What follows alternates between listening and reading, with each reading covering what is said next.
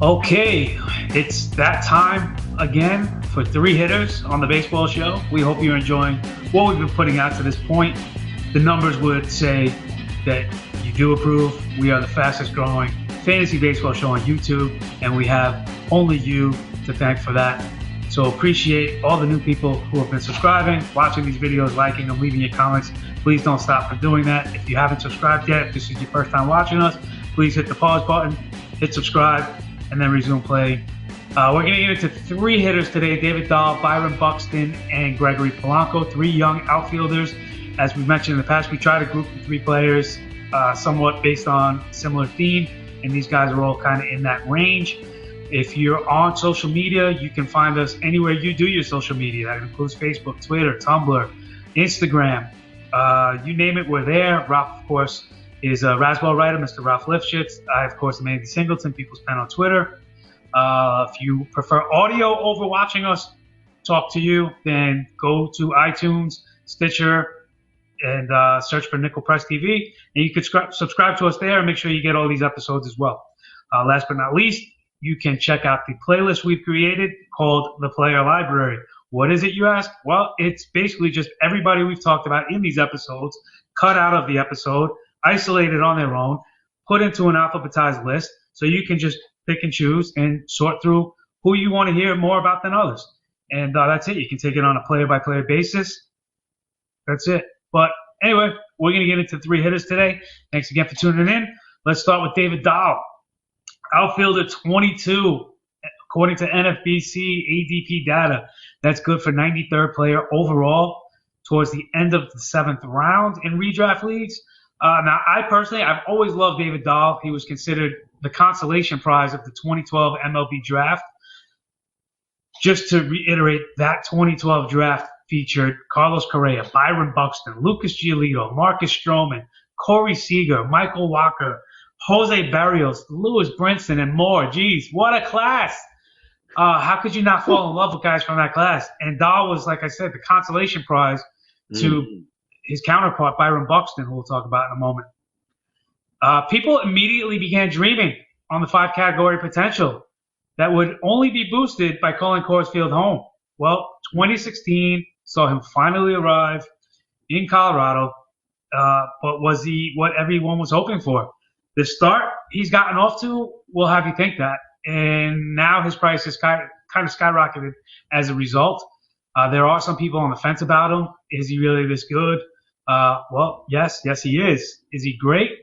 He could be, but he's not there yet. And I don't know that 22 is, well, I'll get into that in a moment. He is a true 20-20 player, 20 home runs, 20 stolen bases. But the average that he's exhibited to this point, he's not a 300 hitter. Maybe in cores it could get him there, but his road splits will, take a hit in that department. He could be more of a 280, 290 guy, but outside of cores, I don't see him as a 300 hitter. And is he even really a 20-20 guy yet? I personally, I do think he struggles in his sophomore campaign in his full, what should be his full season, first full season as a pro. I think he's going to be more like a 15-15 guy, which I would bank on. But I don't know about 2020, at least for this year coming up. It makes his ADP extremely interesting because I really don't think it's bad at all. For what I think his ceiling is in basically his rookie year is nice. And there is still tremendous upside, plus he gets to call Coors home. So, Ralph, is David Dahl, outfielder 22, a player you're buying at the end of the 7th round?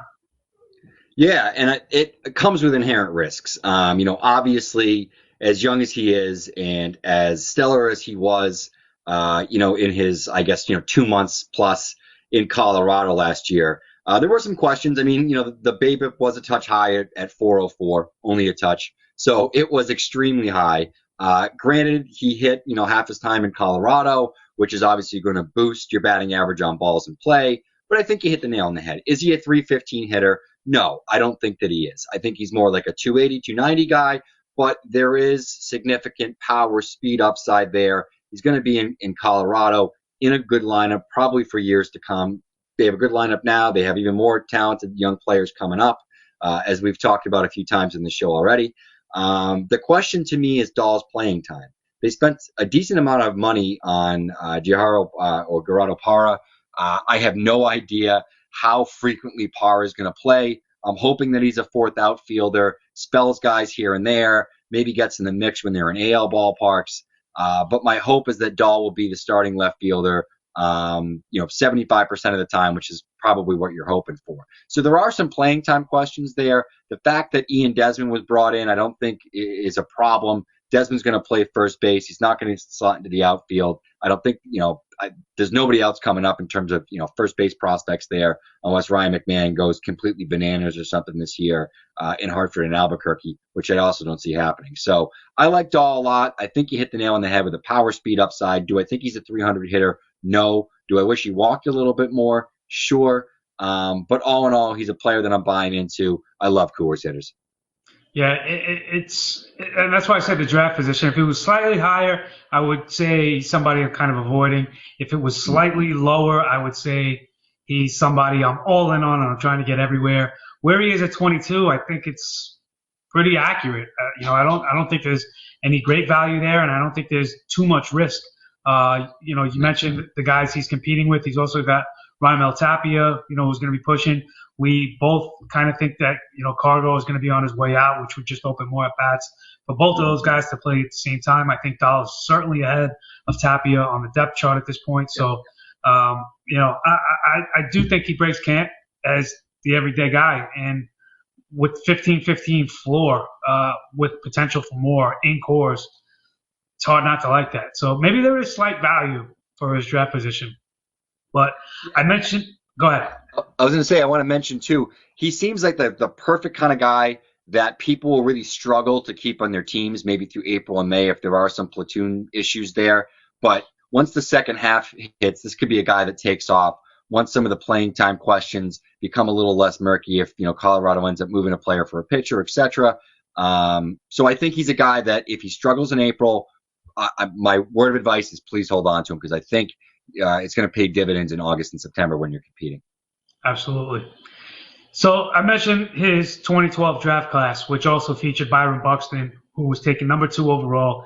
And at the time, it was kind of seen as maybe the Astros screwed that up by taking Carlos Correa ahead of him because that's how highly touted Byron Buxton was. I want this guy to do well so badly. He has been touted as the future face of the Twins. He's been touted as a potential Mike Trout clone. And those were both extremely premature and unfair expectations to put on him. He was never going to be Mike Trout, ever. Mike Trout wouldn't comp to Mike Trout if he was coming up through the system right now. But yet he could be serviceable and very good. My question is he closer to Trout, since I mentioned that name, or is he closer to Dominic Brown?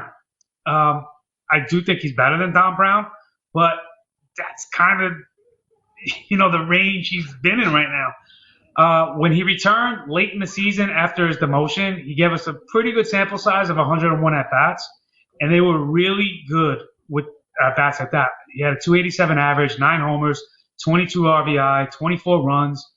However, that came at the cost of the stolen bases that, we've seen him in double digits to this point in his career. The steals were gone. You know what? I'll still take it. If he's going to contribute to 4 categories and at an above-average clip at the sacrifice of the speed, I'm good for it. The thing with that, though, is he's just so athletic and fast on his own that if he's playing a full season, he's gonna back his way into double-digit steals. So I don't even see that as being an issue. I'm not worried about that. I'm more concerned with the actual at-bats themselves. And as I mentioned, a 287 average. He showed the power. And, this was in, 30 games at the end of the season. I'm willing to bet he was, or rather is, so young that he just hasn't developed quickly enough for our impatient society's taste. He's on the right road to redemption right now. He still strikes out too much, but the consistency is coming. And, he's a guy that could and should finish in the same range as David Dahl, who we just mentioned, earlier. However, he's being taken nearly 15 spots later and 5 rounds later. So I think they're, similar profiles for at least the 2017 season. And I'm happy with Buxton on my team.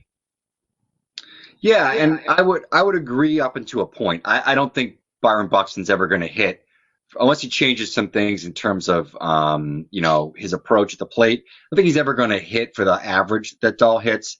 He's got more power than Dahl, that's for sure, and he's got more speed than Dahl. I wouldn't read too much into the stolen base numbers in September, just as I wouldn't try to read too much into the home run numbers in September.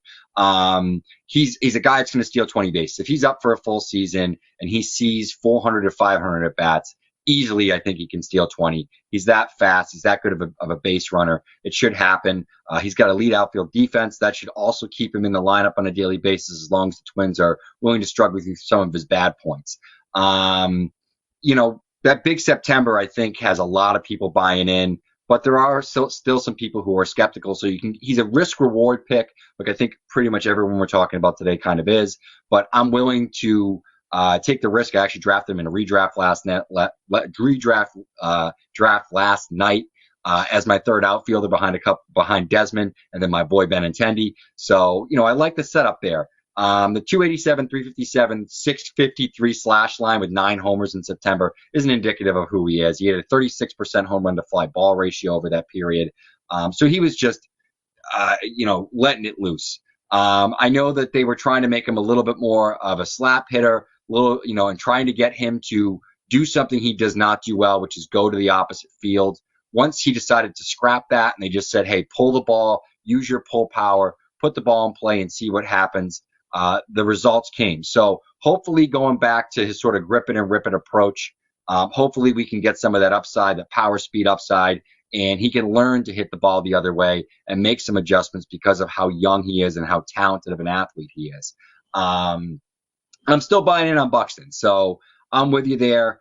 It's going to be interesting to see what he does in the first 2 months of the season after just absolutely exploding in September. There is a lot of risk there. There definitely is a lot of risk, and I would expect him to end up hitting 230, 240 this season. If he hits 250 or above, that's a huge bonus. Wow, that's a lot lower than I would like to see him. I would say 250 as the low end, and I'm hoping more for like 270. So we're way off on the batting average, but I outside of that though, in comparing him to Dahl, I think 15-15, if he's getting regular at bats, it's a given. Write him down right now for 15-15. And for his draft value and the upside he still presents, being so young with such high pedigree, it's great value. But this also makes it a good opportunity in Dynasty, a buy low opportunity for him in Dynasty. So,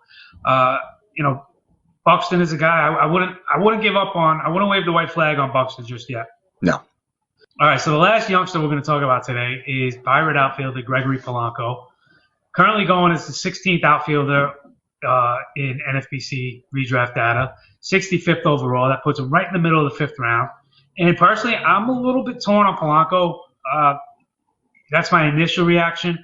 The more I start to think about him, the more I start to talk about him, the more I like him. He gives you so much, but the average isn't going to get any better. He is what he is. He's a 260 hitter.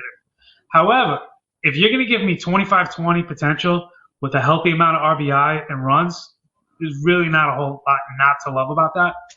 The reason I'm torn is because his stat line from last year is more along the lines of a top 20 to 25 outfielder, yet he's being drafted as a top 15 one.